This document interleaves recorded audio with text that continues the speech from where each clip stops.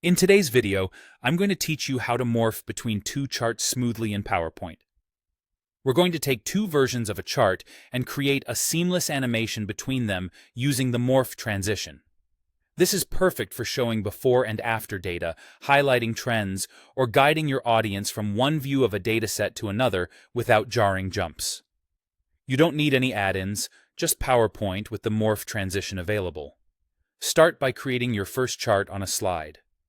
Open a new slide, then insert a chart from the Insert tab and choose the chart type that best fits your story: column, line, bar, or whatever you prefer.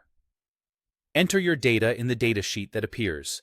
Take a moment to format this chart the way you want. Set colors, labels, titles, and axis options. A clean, well-labeled chart makes the morph easier to read later.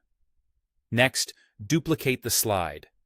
Right-click the slide thumbnail in the left panel and choose Duplicate Slide. This is crucial because Morph works by comparing the objects on two slides. Duplicating ensures PowerPoint recognizes the chart as the same object evolving, not a completely new one. On the second slide, update the chart to represent your end state. You can change the data values directly in the chart's datasheet, switch the chart type, or adjust styles and colors.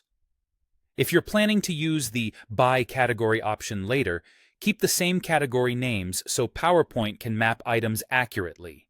Small layout tweaks are fine, but try to keep the chart in a similar position and size as the first slide for the cleanest motion. Now select the second slide, go to the Transitions tab, and choose Morph.